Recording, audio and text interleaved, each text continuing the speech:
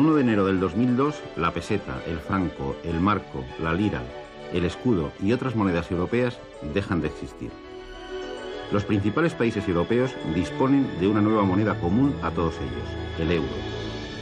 El valor oficial de un euro en pesetas, fijado en 1998, es de 166,386 pesetas. Además de poder pagar con la misma moneda en toda Europa, el euro vuelve a traer al primer plano colectivo algo que casi teníamos olvidado en nuestro quehacer diario, al menos desde el punto de vista de la economía, los números decimales. Nos llevará tiempo acostumbrarnos a ellos, pero al final lo conseguiremos. Y no será la primera gran batalla de estos números a lo largo de la historia. Será la segunda y no la más terrible. Muchos de ustedes pensarán quizá que estos números han sido la herramienta natural para expresar cantidades no enteras, es decir, cantidades que contienen partes de la unidad. Nada más lejos de la realidad. Colón no los utilizó en sus cálculos de navegación. Y Luca Pacioli escribe en 1509 La Divina Proporción, un precioso tratado sobre el número áureo, un número irracional con infinitas cifras decimales, sin utilizar ni una sola vez expresiones decimales. Sencillamente, estos números aún estaban llamando a la puerta de la historia, al menos en Europa. Su nacimiento tiene mucho que ver con el invento de las 9 cifras y del cero en la India, allá por el siglo V o VI, de las que el obispo Severo Secbuc ya nos habla en el año 662. Estos números son la base de nuestro sistema de numeración actual, el lenguaje más universal que existe en la actualidad. La aceptación universal de este sistema se debe al hecho de que con solo 10 símbolos, los mismos en todas las lenguas, podemos expresar cualquier número por muy grande que sea. Su gran ventaja es su carácter posicional. Una misma cifra representa distintos valores según el lugar que ocupe. En el número 7342, la cifra 7 representa 7000, el 3, 300, el 4, 40 y el 2, 2 unidades. Y podemos expresar números tan grandes como queramos: 2.345.605, 450.587.986.023, aunque cuando nos enfrentamos con números realmente grandes resulta mucho más cómodo utilizar otra notación, la notación científica. La distancia media de la Tierra al Sol es de 150 millones de kilómetros. Escrito en cifras, 1, 5, 0, 0, 0, 0, 0, 0, 0 kilómetros. La de Saturno es 1.427.160.000 kilómetros. Casi nada comparado con la distancia de nuestro planeta a Sirio, la estrella más brillante que vemos en el cielo. Sirio está a 8,6 años luz de nosotros, lo que traducido a kilómetros viene a suponer unos 81.362.880 millones de kilómetros. Más de 81 billones de kilómetros. Pero nos resulta más sencillo utilizar una ligera mejora de nuestro sistema de numeración, empleando directamente las potencias de 10. Veamos cómo. En nuestro casillero numérico, el número 7000 lo escribimos así, y representa 7 veces 1000. 1000 es la casilla de las unidades de tercer orden, y realmente 1000 vale lo mismo que 10 elevado a 3.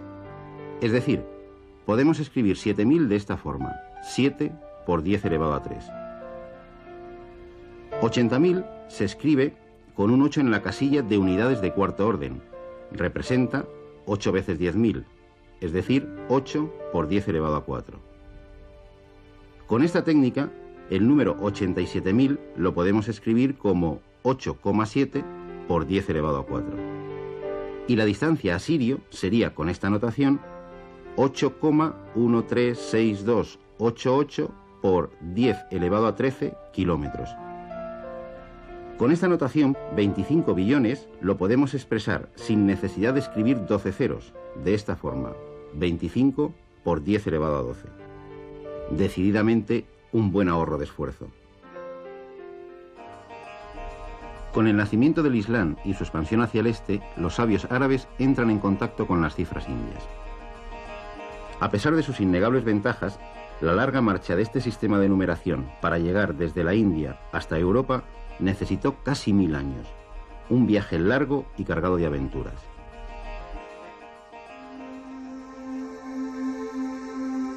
A principios del siglo IX, el matemático árabe más popular, Al-Khwarizmi, publica su famosa aritmética, el primer texto árabe sobre los nuevos números y la forma de operar con ellos. A principios del siglo XI, los números indoarábigos son utilizados por sabios, pero también por comerciantes y mercaderes, desde la India hasta la España musulmana. La grafía de nuestras cifras actuales proviene de las cifras Gobar, palabra que significa polvo, utilizadas solo por los árabes de Occidente, y que hace referencia al polvo fino que los calculadores esparcían para poder trazar las cifras con un punzón y efectuar así sus operaciones.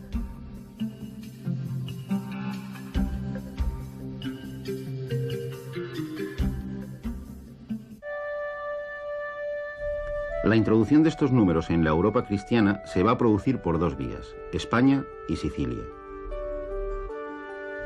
Los números arábigos llaman por primera vez a la puerta de Europa medieval en el año 1202, a través del famoso libro Liber Abaci, de Leonardo de Pisa, más conocido como Fibonacci.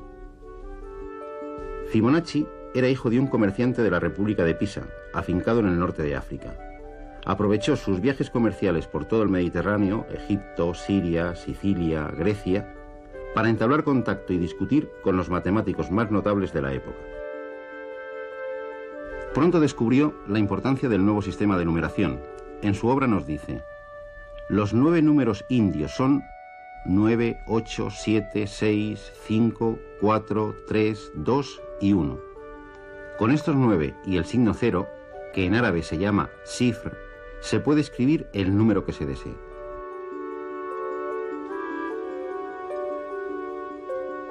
Sin embargo, no consiguieron arrinconar tan fácilmente a los números romanos. Casi 100 años después de la publicación del Liber Abaci, la República de Florencia prohibió su utilización con el pretexto de que se podían alterar fácilmente. 2 siglos más tarde, un alcalde de Frankfurt seguía prohibiendo a los funcionarios del ayuntamiento trabajar con estos números. Para realizar sus cálculos no tenían más remedio que utilizar la calculadora de la época, un instrumento como este, un abaco. En efecto, el sistema de numeración romano, esas cifras que aún hoy vemos en muchos de nuestros monumentos, no es una buena herramienta para el cálculo. Utiliza letras del alfabeto para representar los números y no es posicional. Es decir, cada símbolo vale siempre lo mismo, no importa dónde esté colocado. Las cifras que utilizaban son estas: I, V, X, L, C, D, M. El sistema se basa en la suma de los símbolos, salvo en el caso en que un signo numérico menor preceda a uno mayor. Por ejemplo, 1336 se escribe así.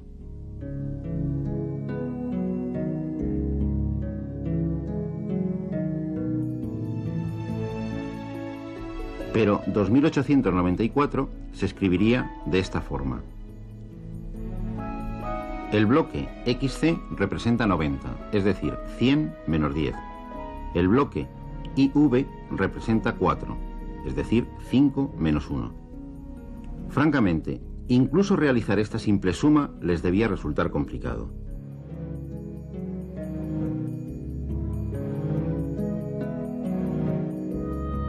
Con este sistema era casi imposible desarrollar algoritmos sencillos para realizar operaciones elementales como la multiplicación. En cambio, los matemáticos indios habían desarrollado ingeniosas técnicas para realizar productos de números grandes sin esfuerzos. El más popular llegó a nosotros con el nombre de celosía. Vamos a multiplicar 674 por 548. Construimos una cuadrícula o celosía y colocamos los dos números en sus lados. Trazamos las diagonales de cada celda y escribimos en cada mitad el resultado de multiplicar los números de la fila y la columna de la celda. Así, 6 por 5, 30, es decir, 3 arriba y 0 abajo. Pasamos a la siguiente celda. 7 por 5, 35. La siguiente, 5 por 4, igual a 20. Completamos así toda la cuadrícula.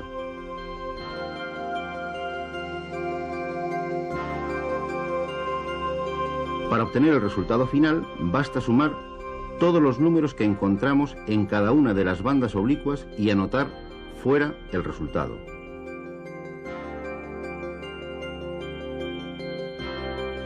$369.352. Imagínense al pobre vaquista romano penando con las fichas de su ábaco hasta completar la operación. Incluso tendría dificultades para anotar un número tan grande. Para solventar en parte el problema de los números grandes, en la época imperial se introduce la barra horizontal sobre los signos para indicar que el número está multiplicado por 1000. Por ejemplo, V con barra sería igual a 5 por 1000, es decir, 5000. X, X y V con barra serían 24 por 1000, es decir, 24.000. Encerrando el número en un rectángulo sin base, representaban el número multiplicado por 100.000.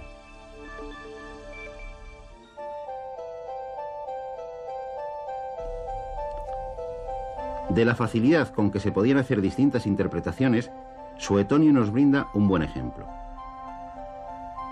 Livia, la madre de Tiberio, dejó en herencia a Galba la cantidad de 50 millones de sestercios. Dado lo breve de los trazos verticales, Tiberio interpretó 500.000 sestercios a pesar de la oposición de Galba, que reclamaba sus 50 millones. Como Tiberio era el emperador, Galba solo cobró 500.000 sestercios.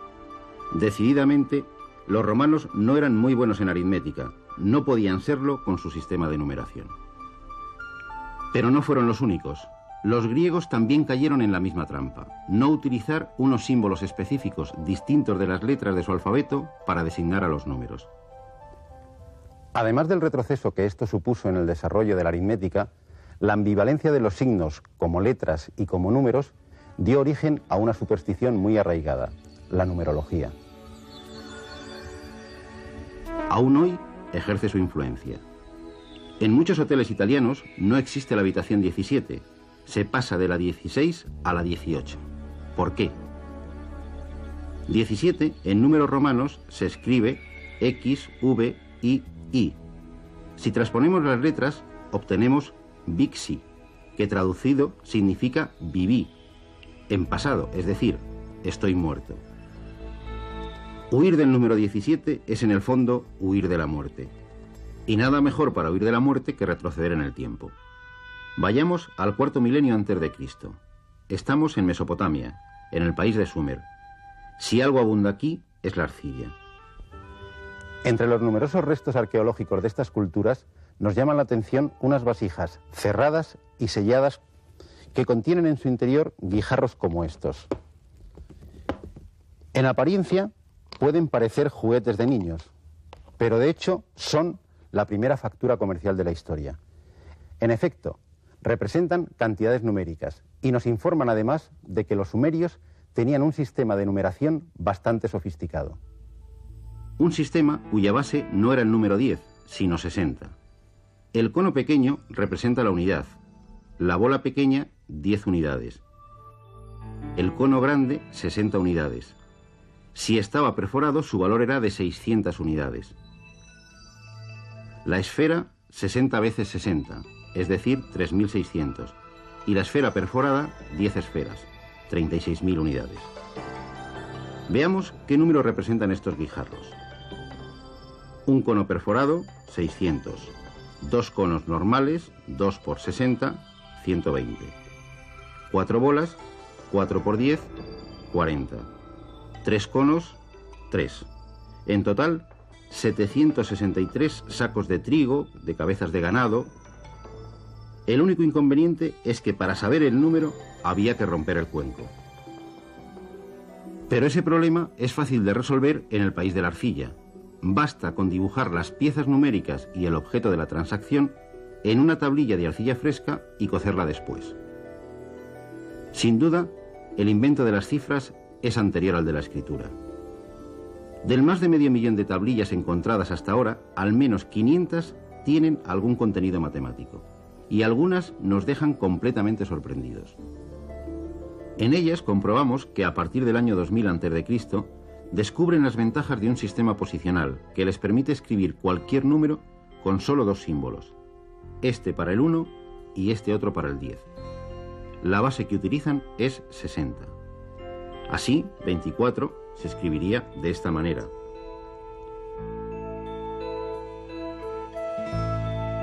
...93 es 60 más 30 más 3. Se escribiría así. 4103 es 3600 más 480 más 20 más 3. Es decir, 60 al cuadrado más 8 por 60 más 2 por 10 más 3. Se escribiría de esta forma. También representaban fracciones de denominador 60 y sus equivalentes. Por ejemplo, 321 y 3 cuartos es igual a 5 por 60 más 21 más 45 partido por 60. Se escribiría de esta forma. El gran inconveniente era saber dónde empezaba la parte decimal, información que nos la daba el contexto de la situación.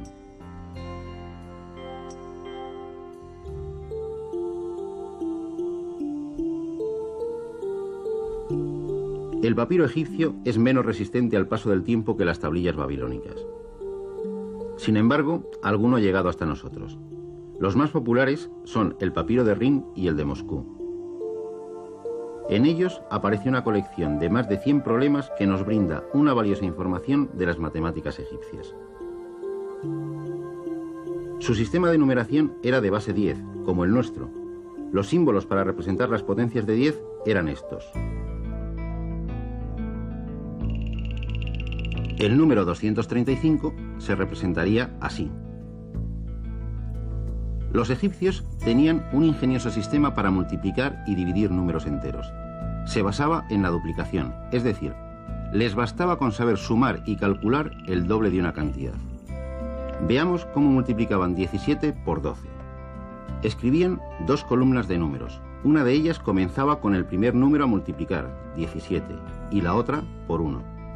En ambas duplicaban la cantidad anterior tantas veces como fuese necesario, hasta que los números de la segunda columna nos permitían sumar el segundo factor, 12.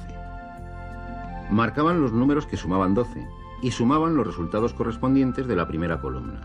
68 más 136 igual a 204. Este método también les permitía dividir de forma cómoda. Probemos a dividir 567 entre 27. Escribimos otra vez dos columnas. La primera empezando por 27, el divisor, que es la cifra más pequeña, y por 1. Y vamos duplicando los números de las dos columnas. 54 y 2, 108 y 4, 216 y 8, 432 y 16. Nos detenemos ya que el siguiente número de la segunda columna, 32, superaría 27. El dividendo, 567, se puede escribir como la suma de algunos de los números de la primera columna. En este caso, 567 es igual a 432 más 108 más 27. Luego el resultado de la división es 16 más 4 más 1 igual a 21. Los egipcios, como los babilonios, también trabajaban con fracciones, con partes de la unidad. Pero lo curioso es que solo utilizaban fracciones con numerador la unidad. Cualquier parte de la unidad la expresaban como suma de fracciones de este tipo. El papiro de Rin contiene una tabla de conversión de partes de la unidad a estas fracciones. Es el equivalente con más de 3000 años de antigüedad de nuestras tablas de multiplicar, solo que para trabajar con fracciones. Todavía hay que esperar varios milenios hasta que en las postrimerías del siglo X, Abul Hasan al-Uqlidisi, el euclideo, invente el equivalente a la coma decimal. Y 600 años más hasta que esta técnica se introduzca en Europa. La idea ahora nos parece simple. Tomemos el número 245,32. Igual que cada cifra entera representa distintos valores según su posición, 2 representa 2 por 100, es decir, 200 unidades, 4 por 10, 40 unidades, 5 unidades, podemos seguir de igual forma a la derecha de la coma, solo que ahora los lugares no van a representar potencias de 10, sino fracciones decimales. Un décimo, una centésima. Las cifras decimales 32 nos dicen que al número 245 hay que añadirle 3 por un décimo más 2 por una centésima. Es decir, 3 décimos y 2 centésimas partes de la unidad. El calculista egipcio hubiese tenido que utilizar las fracciones 1/4 más 1 partido por 20 más 1 partido por 50 para expresar nuestro simple 0,32. A finales del siglo XVI, el matemático holandés Simon Stevin dio a conocer en Europa occidental el denominado método turco de cálculo, que se utilizaba en Bizancio y que no es otro que nuestros números decimales. Aunque Stevin hubiese escrito 245,32 de esta otra forma, 245,032. Esto es una tabla de logaritmos neperianos. Llevan el nombre de su inventor, John Napier. Desde el siglo XVII hasta el invento de las calculadoras de bolsillo, los logaritmos han sido la principal herramienta de astrónomos y de navegantes. A los primeros les servía para fijar las posiciones de los astros en el cielo, y a los segundos, también mirando a los astros, para fijar la posición de los barcos y para marcar el rumbo correcto. Podemos afirmar sin ninguna duda que los logaritmos, como tantos otros descubrimientos matemáticos de los últimos 3 siglos, no existirían sin el invento simple y a la vez genial de los números decimales. Pero pensándolo bien, ¿es nuestro familiar sistema de numeración indoarábigo el mejor? ¿Nos durará otros tantos siglos? ¿O será barrido por uno nuevo? De hecho, esos mismos ordenadores que vemos en cualquier comercio o que utilizamos en casa no utilizan para calcular el sistema decimal. Tienen un sistema mucho más económico y que solo necesita 2 cifras para funcionar, el sistema binario. El mecanismo de un ordenador se basa en celdillas elementales de información, el bit. Cada celdilla solo admite 2 estados: vacía, estado representado por el 0, o llena, representado por el 1. Pero un mecanismo tan simple nos permitirá poder almacenar cualquier número. Basta con expresarlo en base 2. El número 1, 0, 0, 1, 1, 0, 1, 1 realmente representa 1 por 2 elevado a 7, más 0 por 2 elevado a 6, más 0 por 2 elevado a 5, más 1 por 2 elevado a 4, más 1 por 2 elevado a 3, más 0 por 2 elevado a 2, más 1 por 2 elevado a 1, más 1. Es decir, igual a 155. Un sistema mucho más económico y accesible para las máquinas. Al fin y al cabo, un mecanismo de blanco o negro, de sí o no. Aunque sin duda, nuestras viejas y entrañables 9 cifras más el 0, con todos sus matices de grises, seguirán haciéndonos compañía durante muchos años todavía.